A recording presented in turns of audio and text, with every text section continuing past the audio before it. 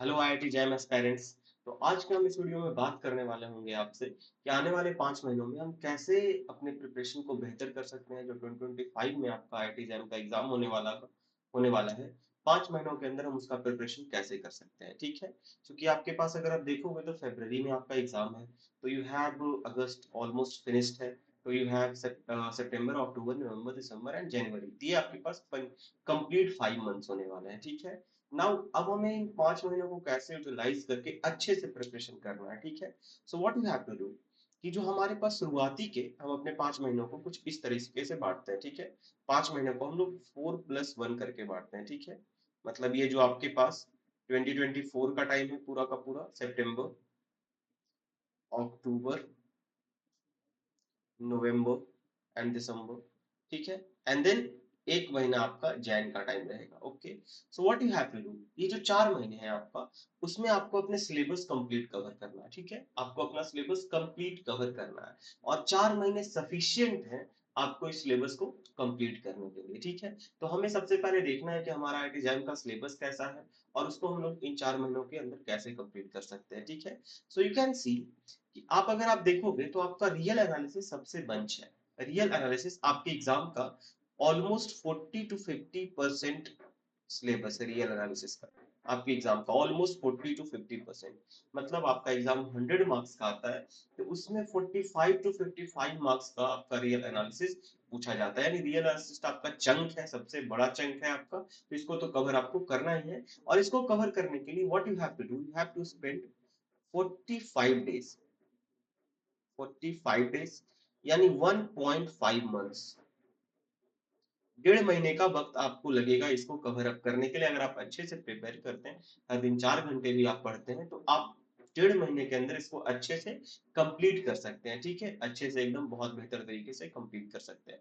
Now now अब आपके पास आता है रियल एनालिसिस का। आप सिलेबस देख सकते हो, sequence and series of real number है, फिर फंक्शन ऑफ वन वेरिएबल है, फंक्शन ऑफ टू और थ्री वेरिएबल्स है। इसमें भी आपको लिमिट, कंटिन्यूटी, डिफरेंशिएबिलिटी आएगा, रीमान इंटीग्रेशन आएगा, और जो भी है यहाँ पे आपको वो सिलेबस मेंशन यहाँ पे दिख रहा होगा। ठीक है, सीक्वेंस सीरीज वाले में हमारे पास कन्वर्जेंस, डाइवर्जेंस, सीरीज का कन्वर्जेंस, सीरीज का डाइवर्जेंस, और भी रेशियो टेस्ट, रूट टेस्ट, ये जो भी हमारे कन्वर्जेंस डाइवर्जेंस फाइंड करने के तरीके होते हैं, इन्हीं के ऊपर बात की जाती है। तो यह 45 डेज में अगर आप अच्छे से पढ़ते हैं, हर दिन 4 घंटे के करीब भी पढ़ते हैं आप, तो आराम से 1.5 महीने के अंदर आपका कंप्लीट हो जाएगा। आपको रेगुलरली पढ़ना है। ओके, नाउ सी, हम अगर उसके बाद हमारे पास क्या आता है, integral equation and differential equation, और ये मैक्सिमम आपका, it will take maximum 1 month. Integral calculus और डिफरेंशियल इक्वेशन दोनों आपका 1 मंथ का सिलेबस है, मैक्सिमम 1 मंथ, 30 डेज।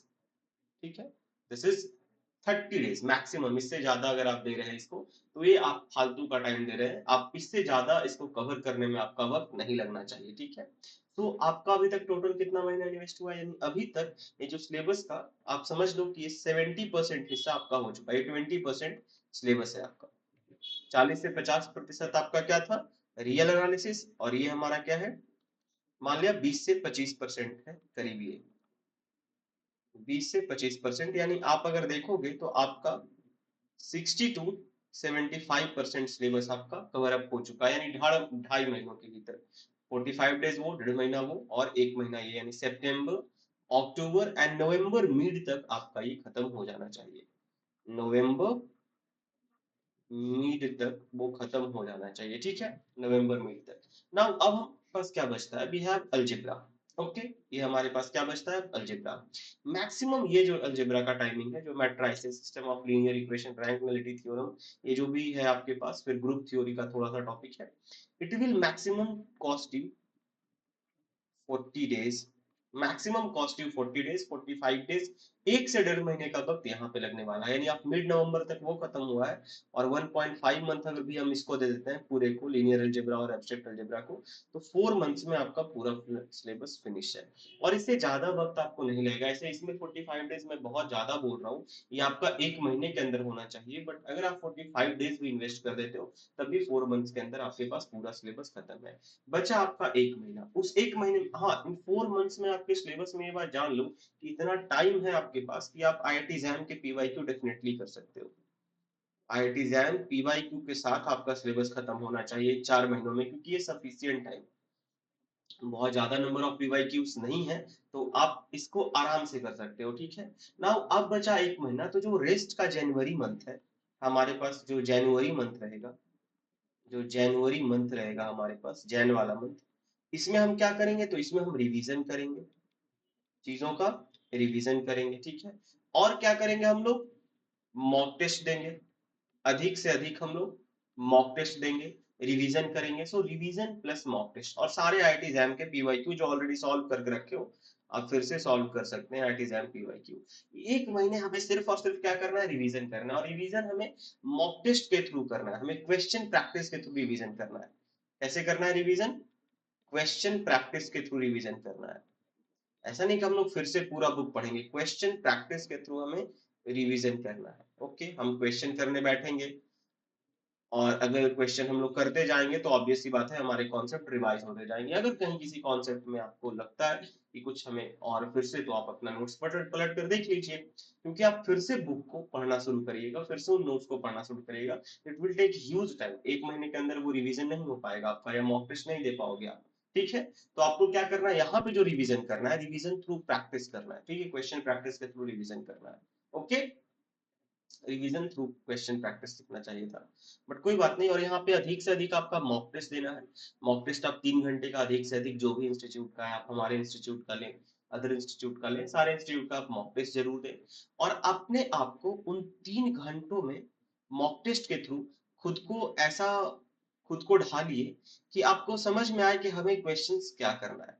अभी 4 मंथ्स के बाद कुछ ऐसा होगा ना, मॉक टेस्ट से आपको क्या पता चलेगा कि मेरा रियल स्ट्रांग है, या फिर आपको पता चलेगा मेरा डिफरेंशियल इक्वेशन स्ट्रांग है, या फिर किसी का लीनियर अलजेब्रा स्ट्रांग होगा।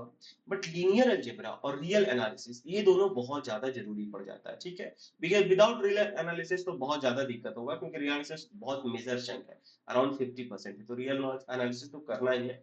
बट साथ में लीनियर अलजेब्रा, डिफरेंशियल इक्वेशन, सारे टॉपिक्स करने हैं, कोई टॉपिक्स आपको आसान लगेगा, कोई डिफिकल्ट लगेगा, तो वो आप पढ़ लोगे पूरा तो आपको पता चल जाएगा, और ड्यूरिंग मॉक टेस्ट भी पता चलेगा कि मुझे रियल में जहां प्रॉब्लम हो रहा है, या लीनियर में प्रॉब्लम हो रहा है, या फिर ग्रुप में प्रॉब्लम हो रहा है, तो आप उसका रिवीजन उस तरह से करें। तो मॉक टेस्ट से आपको पता चलेगा कि आप कहाँ पे स्ट्रांग है, कहाँ पे वीक है। तो आपको मॉक टेस्ट अधिक से अधिक देना है, क्वेश्चन का रिवीजन थ्रू मॉक टेस्ट देना है।